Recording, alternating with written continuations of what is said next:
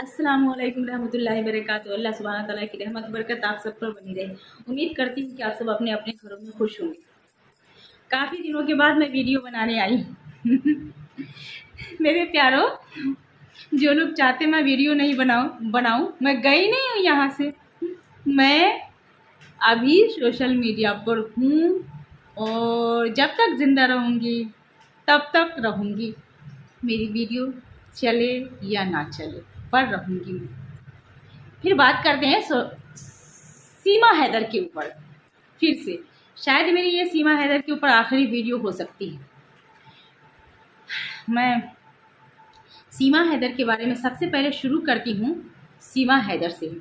सीमा हैदर, सबसे पहले मैं, अगर मेरी वीडियो देखती हो तो मैं यही गुजारिश करूँगी, अगर तुम्हारी जगह पर मैं रहती, कभी कभी मैं सोचती हूँ मैं भी एक इंसान हूँ, जिस तरह से तुम हो मैं हूँ उसी तरह से मैं भी एक इंसान हूँ।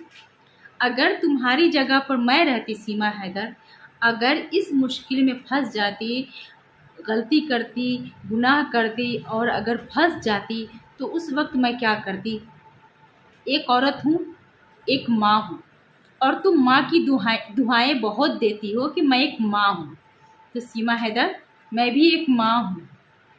और सीमा हैदर, एक बात मैं पहले ये बताना चाहती हूँ, ये सच में सीमा हैदर, तुम्हारी उम्र कोई 15-16 साल या 20-30 साल की लड़की नहीं है। 30 साल की लड़की भी लड़की ही होती है। तुम्हारी उम्र आधी निकल चुकी है। ऐसे भी उम्र ज़्यादा इंसानों की अब है नहीं। औरतें तो थोड़ा जी भी लेती है, बेचारे मर्द जल्दी मर रहे हैं दुनिया से।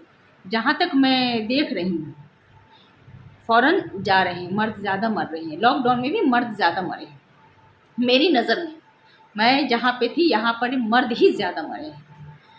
तो इस वजह से मुझे लगता है कि लोगों की उम्र का कोई ठिकाना नहीं, कब कौन चले जाते हैं।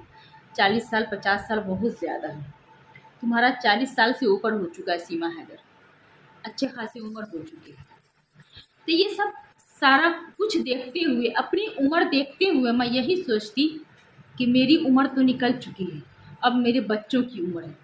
सीमा हैदर, जहाँ पे तुम फंसी हो ना, जहाँ फंसी हो या अपनी मर्ज़ी से रह रही हो, अपनी खुशी से रह रही हो, जिस वजह से भी रह रही हो, इतना तो है, तुम लाख कोशिश कर लो कि यहाँ की नागरिकता तुम्हें मिल जाए, तो उम्मीद कम है। मुझे नहीं लगता कि यहाँ की नागरिकता तुम्हें मिलेगा।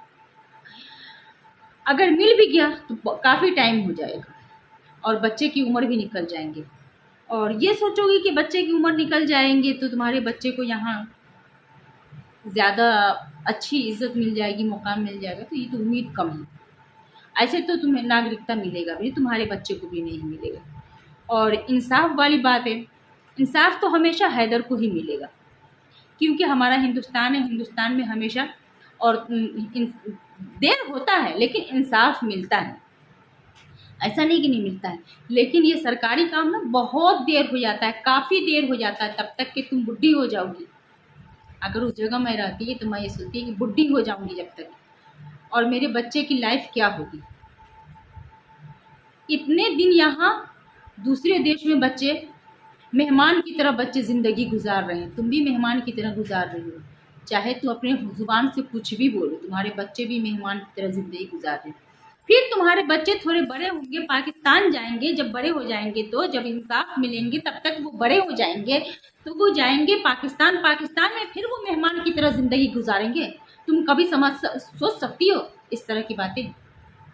मैं तुम्हारे अंदर ये सोच डालने की कोशिश कर रही हूँ।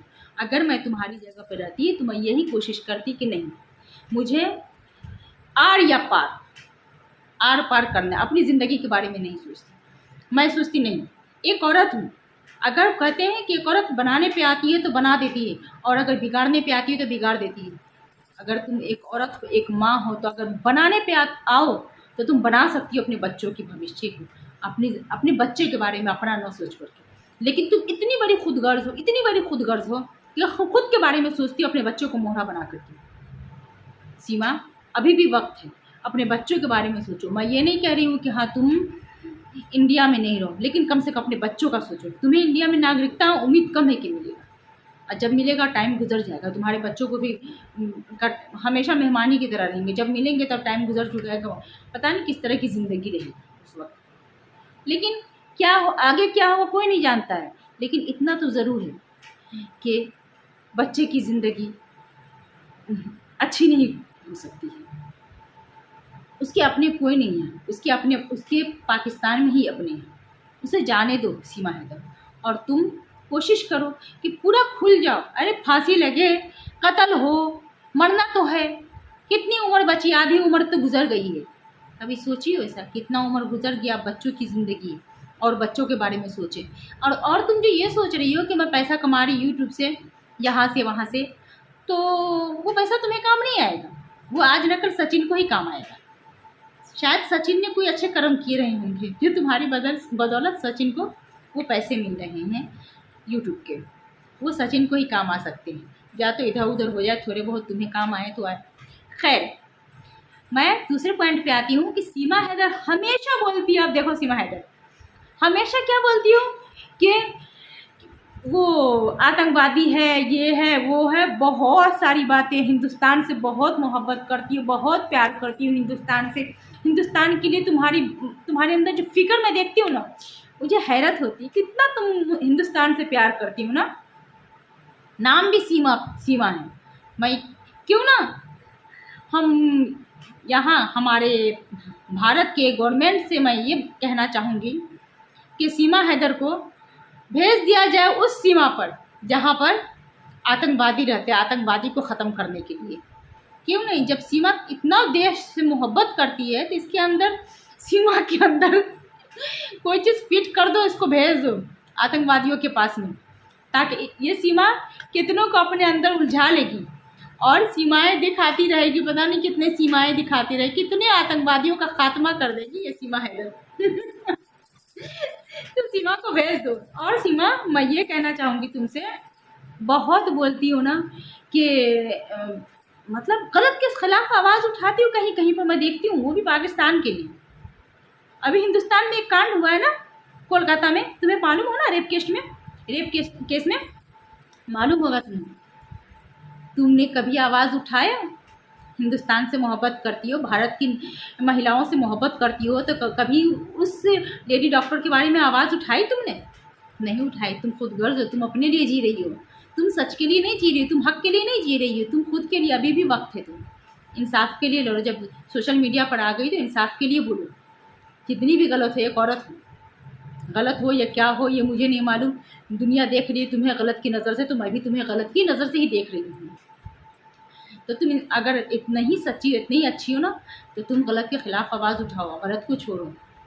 और ये सचिन जो कर रही हूँ ना, ये प्यार मोहब्बत जो वीडियो बना रही हूँ, तो मैं तो बहुत कम अभी वीडियो देखती हूँ तुम्हारी, और किसी की भी बहुत कम वीडियो देखती। अभी क्या हो रहा है नहीं हो रहा मुझे नहीं मालूम, लेकिन इतना मुझे पता है कि तुम्हें अभी नागरिकता नहीं मिला है, न मिलेगा, और काफ़ी टाइम लग जाएगा तुम्हें, फिर यहाँ से हटा करके पाकिस्तान भेजा जाएगा। ये मुझे जहाँ तक अंदाज़ा है, यही होगा आखिरी वक्त में, जब तक कि तुम्हारे बच्चे जवान हो जाएंगे, सरकारी काम यही काम होगा।